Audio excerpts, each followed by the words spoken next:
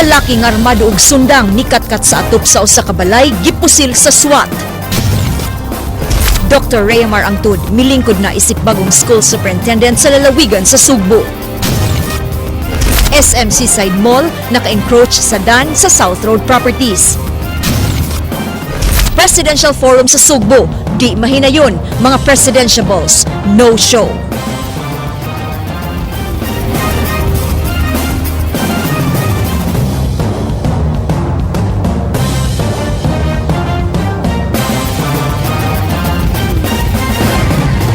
May hapon Sugbo Kabisayan, mihunong sa ilang pagpamasahero ang mga drivers nga sakop sa piston sa Rakbayan sa Mandaue aron iprotesta ang giingon nga mga pabaya sa City Hall kanila. Ang aksyon gisundan ni Ryan Sorote. Uban sa ilang mga asawa ug mga anak, gitadlas sa mga driver ang kadalanan paingon sa Mandaue City Hall alang sa programa. Giyagyag nilang ilang mga yangungo, partikular na sa kahimtang sa mga tricycle driver nga daghan na kaayo sa syudad lakip na ang pagpanakop sa mga enforcers. Giangkon sa piston nga kapin 2,000 ra ka mga tricycle sa syudad ang dunay prangkisa, apan moabot nga ngadto sa 6,000 ang mga nagdagan palibot sa syudad. Timailhan kini sa kakuwang sa mga oportunidad sa trabaho sa Mandaue nga wa matud pa matagad sa pamunuan ni Mandaue City Mayor Jonas Cortez. Sagad sa magiingong sakop sa piston ang wa nay panginabuhian tungod sa kapakyas nila sa paglukat sa ilang mga na-impound nga mga motorsiklo nga dunay multa nga di mo minus 12,000 hangtod 20,000 pesos. Naningkamot nga mabuhi, kapit sa patalim ang ginahimo. Bisag walay prangkisa, walay mga lisensya, mo ningkamot na lang pagbiyahe. Gani ang nitabo, daghan yun sa ato mga kaigsunang mga driver tricycle dinis Mandaue ang nanga-impound ang ilang mga tricycle. Nanggawas usab sa City Hall ang mga pangu sa Traffic Enforcement Agency of Mandaue aron pamatigon ang mga sentimento sa grupo. Matud sa team, nga dugay na natagaan og solusyon sa City Hall ang mga problema sa mga drivers. Oo, ato na natubag sir. Ato na gipatawag ang mga organisasyon na gikuan nga ikuan na katungay mga prangkisa para atong kuan ni Konsehal Labod sa atong Committee on Transportation nga mahatagan sa mga prangkisa katungay mga prangkisa. Giklaro nila nga ang mga pulis ang nanakop og nag-issue og mga temporary operators permit og di sila. Hangyo sa team sa grupo nga ipaagi sa tarong nga panag-istorya ang ilang mga problema og di pinaagi sa rally nga makabalda sa publiko. Tuloy no, ato lang katambang nila nga muduol sila, mag-istorya silang tarong, dili nila pagi sa strike, din sa ilang mga kuwang para matabangan sila. Kaya ipagi lang nila na di na masulbad ilang problema. Alang sa Aksyon Bisaya, Ryan Sorote, News 5. Lalaki nga mikatkat sa atop sa usa ka panimay, bit-bit ang hait nga sundang, gialarma sa kapulisan. Ang namuyo sa maong dapit na nga lisang, ang aksyon eksklusibong gisundan ni Jinky Rusit.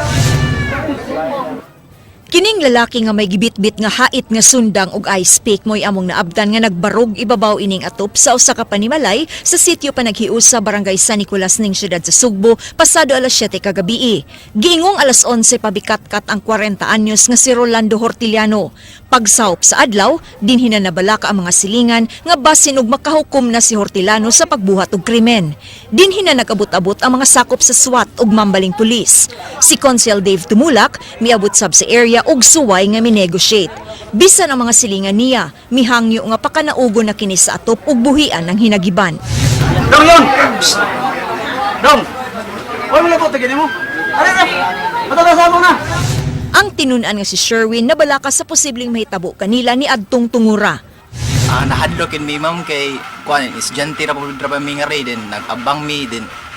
So kad ganinang udto nagdaan na gina siya og kanang sundang.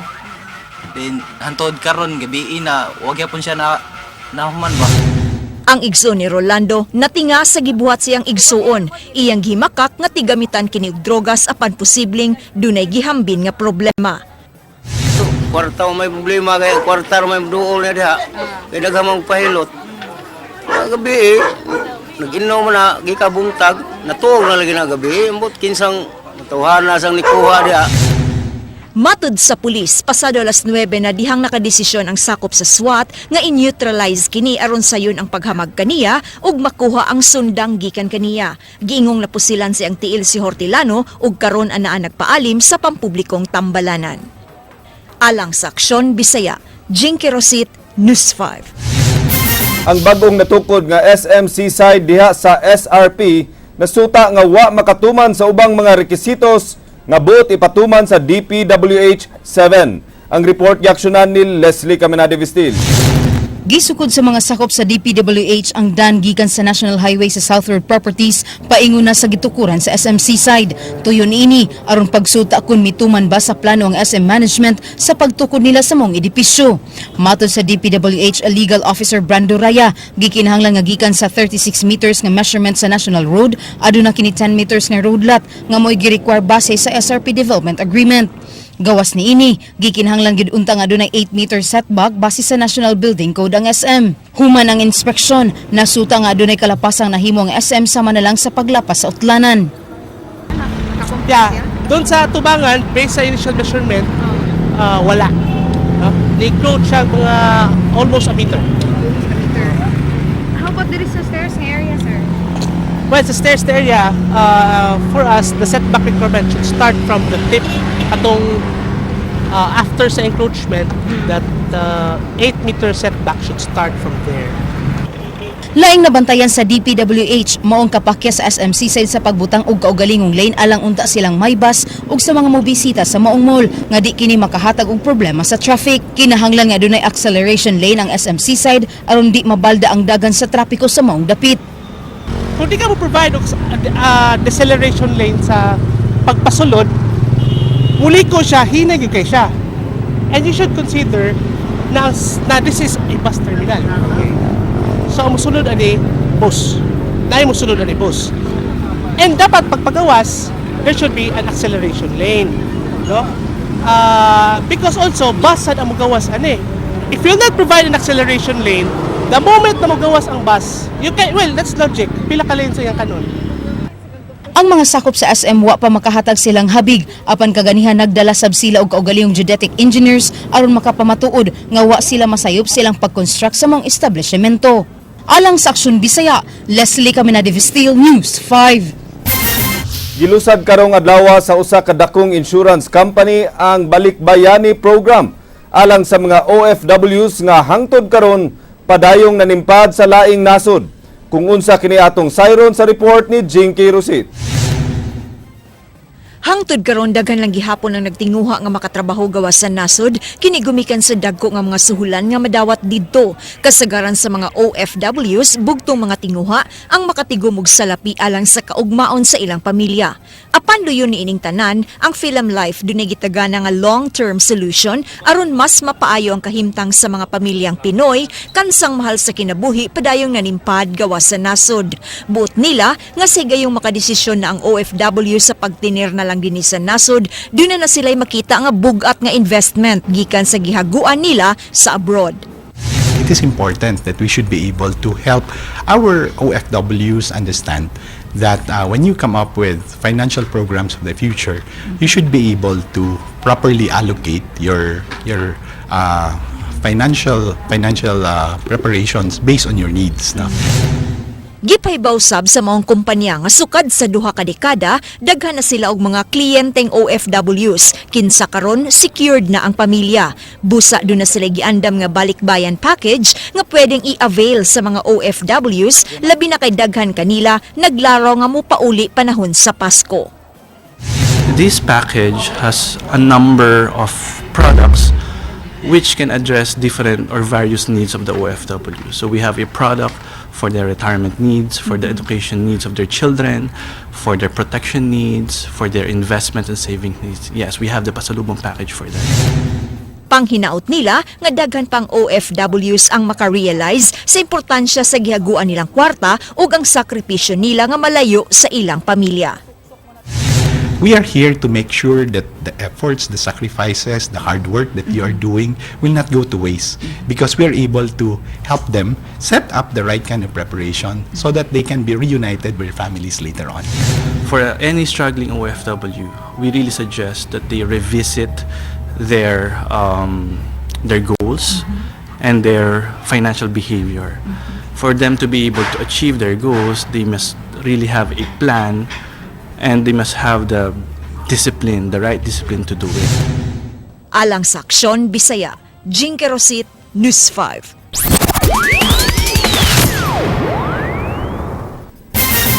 Susihon karon sa Cebu Provincial Anti-Drug Abuse Commission kung dunay kalambigitan sa illegal drug activities ang mga namatay nga suspect sa shootout sa barangay Binungkalan sa lungsod sa Katmon sa miaging semana. Nasayran nga usa sa namatay mao si Lito Gumulon, kinsa giingon nga usa ka magtutudlo nga sakop sa Alternative Learning System sa DepEd Cebu City Division. I-validate pa sa Sipadak ang kamutuuran sa maong taho. Mipadayag hinuon og kabalaka ang Executive Director sa Sipadak nga sa higayong mapamatud-an nga nalambigit sa drug activities ang maong magtutudlo, dunay epekto kini sa organisasyon sa mga magtutudlo sa Sugbo. Considering that he could be a resident in Katmon, then it will create a bad impression manggod in the community na nakibaw, teacher siya, unya na-involve siya inana nga klaseng activity, dapat dili jud unta inana. So kami sa commission, People's Initiative mao'y nahuna-huna ang aksyon sa kampo ni Mayor Michael Rama aron hingpit ng mapalabang ang kontrobersyal nga Supplemental Budget number 1. Ang kumpletong report ni Leslie Caminade Vistil. Posibleng ang katawhan ay muhimo sa desisyon kung aprubahan ba ang Supplemental Budget number 1 o dili, kung padayon gihapong magmagahi ang mayoriya sa Konseho sa Sugbo sa pagtuki niini. Mato ni Attorney Jade Punsi sa Bids and Awards Committee, iyang isugyot ngadto kang Mayor Michael Rama ang Republic Act 6735 kon ang People's Initiative. Naglaraw ang kampo sa mayor sa pagpahigayon og signature campaign kabahin niini. When a people is already faced with a situation nga their duly elected representatives are no longer functioning, nor are already refusing to do their duty, the Constitution provides a system for people's initiative. Meaning to say, pwede na directly ang mga tao mismo ang legislate. Whether it's to amend or modify the Constitution, or introduce new statutes sa Congress, and third, pass new ordinance sa city. Gipadayag sa kadagkuan sa BAC nga nagpadayon ang ilang bidding apan wa sila'y mahatagan og award tungod sa pending nga budget. Gipasabot ni Engineer Rolando Ardosa nga dili igo ang pundo nga ilang gipangayo sa konseho. Gani gipangayo na lang nila ang kuwa nga 87 million pesos aron dunay magasto alang sa basura sa syudad. Ang ato mong target katong remaining 87 so 300 tons mo atong kay mo na problema kung about mga 300 tons South Barangays and including kaning sa Central. Katuwa man na sila dito maglabayan sa Inayawan. Kaya natuman to, limpyo ta kay syudad. Kaya adtor man sila dito. So karon since wala, gi-control ang kuan sa atong transfer station. Imbes pasultag 100 tons dili 100, 150 na ba. Alang sa Aksyon Bisaya, Leslie Caminade Vistil, News 5. Presidential Forum sa Sugbo dili mahinayon ugmang adlaw. Human usara ka presidential candidate ang misanong sa maong imbitasyon. Ang detalye sa report ni Ryan Sorote. Bugtong si kanhi Interior Secretary Mar Rojas sa Partidong Liberal ang mitando sa imbitasyon sa usa ka non-government organization og Mega Cebu alang sa Presidential Forum sa Sugbo karong Huwebes. Matod sa organizers nga dunay tagsa-tagsa ka mga rason sila Senator Grace Poe, Miriam Defensor Santiago ug Vice President Jejo Marbinay. Di makatambong si Poe tungod sa nagpadayong investigasyon sa mamasapanong incident sa maong adlaw. Iyay nung gipasalig nga mo commit na siya sa sunod nga imbitasyon sa mga Sugboanon alang sa samang kalihukan. Di sa makatunga si Binay kinsa naa sa Sugbo alang sa laing kalihukan. We wouldn't want to have a forum where only one president will show up. Madayon hinuon ang forum sa grupo sa mga NGO nga mupaabot sa ilang mga agenda ni Rojas karong Huwebes. Wa pa ma-finalize ang lugar kung Asa og unsa oras ang forum o baneruhas nga abli sa publiko. Target sa Mega Cebu nga madayon ang forum sa di pa matapos ang buwan kay di na kini nila mahimo sa Disyembre ug Enero sunod tuig tungod sa sinulog og International Eucharistic Congress. Nahatag na tanan sa mga organizers ang kapin 4,000 ka matiket sa forum nga mao say gamiton kung finalize na ang pag-reschedule niini diin makompleto na ang upat ka mga presidential hopefuls. Kung wa ma-postpone sa University of San Jose Recoletos Basa Campus Coliseum, ipahigayon ang presidential forum nga makakomodar og 4,000 ka mga bisita. For those who have tickets, just hold on to them. We will announce as soon as we have the date when the presidential forum will be. Alang sa Action Bisaya, Ryan Sorote, News 5. Subsob na karon ang gihimong pagpangandam sa seguridad sa kapulisan alang sa nagsingabot nga International Eucharistic Congress nga may tabo sa sunod tuig.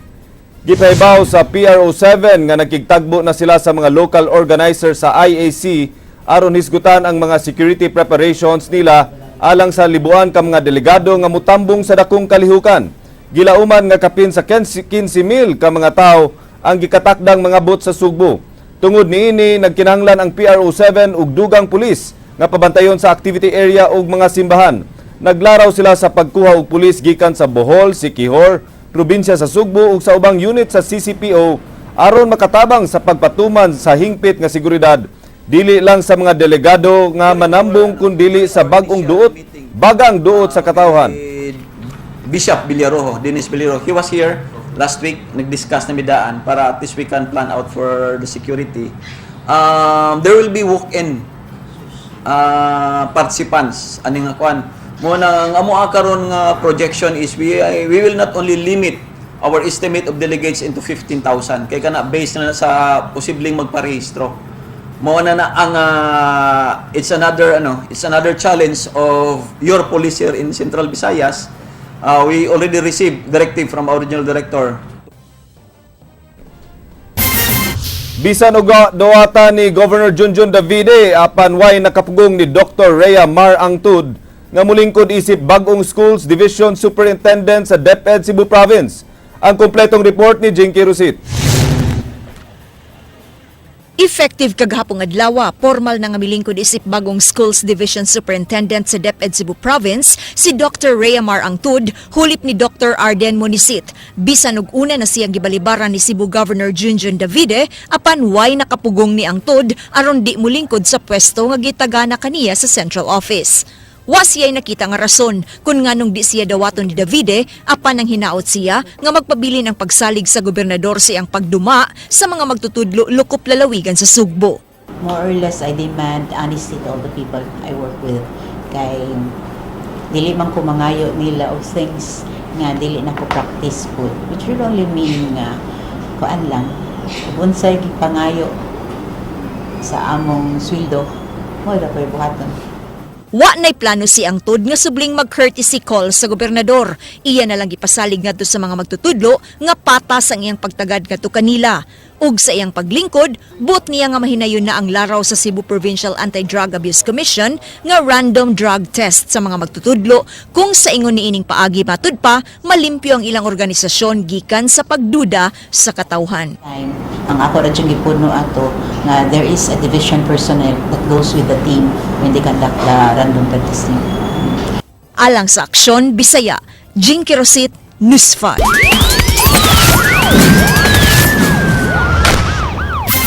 Nasikop sa usa ka bypass operation nga gipahigayon sa Provincial Intelligence Branch ug grade suit 7 ang usa ka 45 anyos nga lalaki sa sitio Sampaguita, Villa Gonzalo 2, Barangay Tejeron ning syudad. Ang suspect na ila nga si Noel Surban kinsa gidakop sa mga pulis sa aktong pagtunol nini ug usa ka bulto nga drugas gamit ang 5,000 pesos nga budol money. Wa magtuo si Surban nga pulis ang iyang gikatransaksyon niadtong tungura. Nakuha gikan kaniya ang 18 ka medium-sized pack nga shabu ug usa ka large pack nga gibanabanang mukantidad og 1.8 million pesos. Ang dinakpan gila nga level 2 drug pusher nga makadispose og 200 grams matag semana. Giangkon hinuon sa suspect ang pagkalambigit niini sa illegal nga kalihukan. This operation is a bypass operation wherein our police officer buyer able to buy 1 medium pack amounting to 10,000 pesos. So upon the consummation of the crime, ato siyang nadakpan na corner and able to arrest him. Kining nakuha sa imo ba? Imo yun ni siya. Tingog ta, sir. Imo ni siya. Kinsa may naghatod ani sa? Ha?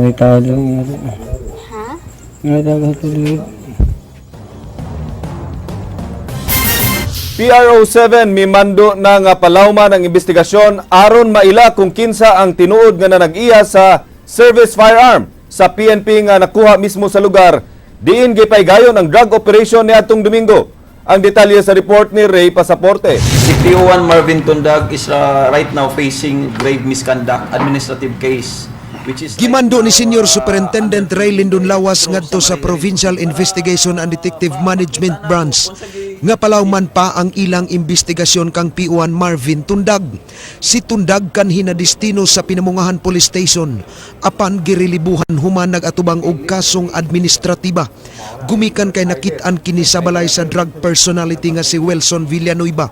Sa nangaging mga buwan dihang nipahigayon og drug raid ang Toledo Police Station. Apan karon lain na sab nga investigasyon ang atubangon sa maong pulis. Human nakakuha ang PIB sa balay ni Villanueva og kalibre 45 nga pistola nga issued firearm sa PNP ug gidudahang gipanag-iya ni Tundag. Their investigation right now is kanang i-check na ang ownership of the firearm. We don't want to speculate nga kanana gipanag-iya na sa kapulis or gipanag-iya sa katawo unless we will be able to prove that based on records sa Firearms and Explosives Office kung kang kinsa na nakalisensya kanang pusila kung lisensyado man kanang pusil nga nakuha during the raid. Hinuon giklaro ni Lawas dili pa mahimong patubagon si Tundag. Sanglitwa pa sila'y proyba nga siya ang nanag-iya sa maong armas. Kung masuta nga dili iya ni Tundag ang armas, kinahanglan gihapon sutaon kung kinsa ang tag-iya. Labi pa kay usa kini ka government property. Unang-una, if that firearm is being issued, kung pananglitan karon this is just one of the assumption. Kung kana upon verification mapamatud-an nato nga kanang firearm is an issued government firearm. Kung kinsa kanang tawo nga gi-issuehan na po sila will be liable. Gipasabot ni Lawas nga way si bisan kinsa ang mahimong makagamit sa usa ka issued firearm. Labi na sa illegal nga mga kalihukan tungod kay mag-atubang kini og kasong administratiba ug kriminal. Nganong napunta ka na sa kamot sa laing tao, labi na ang kanang tao nga nakuha niya na is involved in illegal drugs. Alang sa Aksyon Bisaya, Ray Pasaporte, News 5. Gibutyag karon sa mga kadagkuan sa PRO7 nga kasagarang nalambigit sa mga iligal nga kalihukan mao ang mga pulis nga dunay ranggo nga Police Officer 1. Si Senior Superintendent Ray Lindon Lawas miingon nga daghang Police Officer 1 ang nagatubang karon og investigasyon. Sa report nga ilang nakuha, mitumaw ang mga pangan sa pulis nga makit-an nga mag-escort og mga drug personalities. Gawas pa nga duna may masakpang nagsuyop og nagpositibo sa drug test. Giklaro ni Lawas nga wa nila gitolerate ang ingon niini nga buhat sa mga pulis kay makadaot kini sa ilang organisasyon. Of our anti-drug efforts. When we say anti-drug efforts, we are not only talking of the external environment of the PNP. This will form part of our cleansing process right now sa PNP karon. With the Regional Intelligence Division na atay mga pulis din derogatory reports for involvement in illegal drugs. So usa kini sa ato karon nga gipahigayonan og investigasyon. We are now just building up information to support our next our possible admin case that shall be filed against this personnel.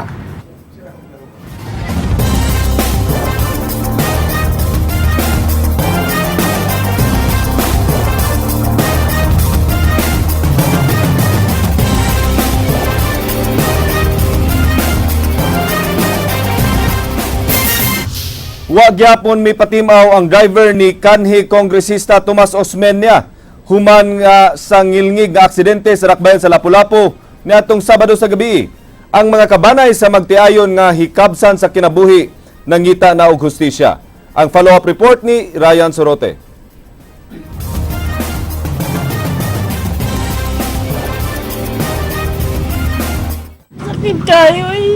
Di gihapon makatuo ang pamilyang Gasalas sa kalit nga kamatayon ni Fe og sa iyang bana nga si Wilson human sila malagpot sa ilang motorsiklo niadtong Sabado sa Barangay Buaya, Dakbayan sa Lapu-Lapu. Unang namatay si Fe tungod sa kagrabe sa kadaot sa iyang ulo ug misunod ang iyang bana. Base sa mga saksi, nalatayan mismo ang ulo ni Fe sa sakyanan ni kanhi Kongresista Tomas Osmeña. Bibisita na sa buhatan ni Konsehal Margot Osmeña ang pamilyang Gasalas nga gipasaligan og ayuda sa pagpa-ospital ug pagpalubong sa magtiayon. Naiubos ang pamilya sa driver sa sakyanan sa mga Osmeña kun nganong hangtod karon wa siya magpakita sa mga pulis ug ngadto kanila. Wa man siya magpakita gud. Okay lang ito mapakita siya. Oo, muato ta sila mo dito ba? Muato na mo dito. Kaya ba, sa gihaya na kung manghod, muato ta sila. Mana, papakita sila ba? Papanggod. Pagkakaroon, giasikaso una sa pamilya ang pagpalubong sa magtiayon ug pagsiguro nga dunay kaugmaon ang nailo nila nga anak. Buto-sab sa pamilya nga masilutan si Danny Igot kinsa mo'y gitudlong hinungdan sa disgrasya. Ipatawag usab sa traffic police ang driver ni Osmeña nga mipasalig nga mutabang sa investigasyon. Matud sa pulis nga wa unta mibiya sa hitabuan ang driver sa mga Osmeña aron unta mahuman ang ilang investigasyon. Posible, sir. Pwede na to makason ang driver. Kay sama sa dito nga paglagpot ba. Bisag tinod nalagpot ra kani tungod bisag nalagpot to siya kani sa mga disgrasya sa kalsada kay puro ni aksidente. So aksidente pod nga nalagpot dito sa ilang saganan. Sumbong nga reckless imprudence resulting to homicide ang atubangon ni Igot samtang posible usab mag-atubang og susamang sumbong ang driver sa mga Osmeña. Alang sa Aksyon Bisaya, Ryan Sorote, News 5.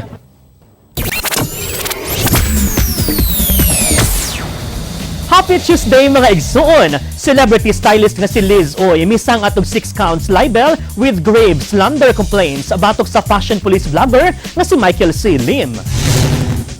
Kini may kalabutan sa blog ug social media post ni Lim nga mipasangil ni Liz Oy nga matod pa recycled gown o ginamit na nga jacket ang gipasulob niya ni Maine Mendoza atol sa tamang panahon benefit concert ni ini nga gipasiugdahan sa Itbulaga ug atol sab sa usa ka magazine cover shoot. Gisumiter ni Liz Oy ang iyang sworn affidavit sa Makati City Prosecutor's Office kagahapong adlaw, Nobyembre 9. Ang abogado ni Oy nga si Attorney Lorna Kapunan kusganong mihimakak nga dili tinuod ang mga post ni Lim sa blog site ug social media accounts ni ini.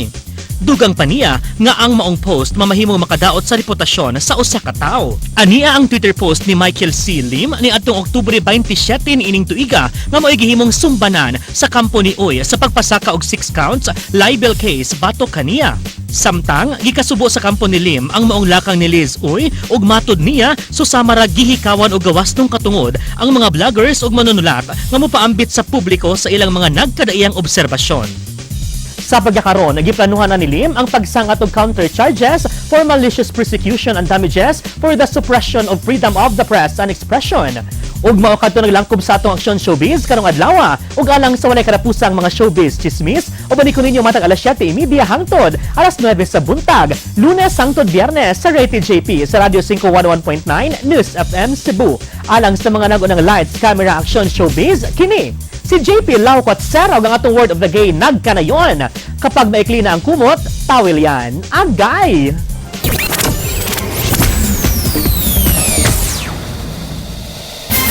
Maugkadto ang mga balita sa Aksyon Bisaya, ako si Glenn Soco. Mga balita nga pundasyon sa ligdo nga opinyon ug konkretong solusyon.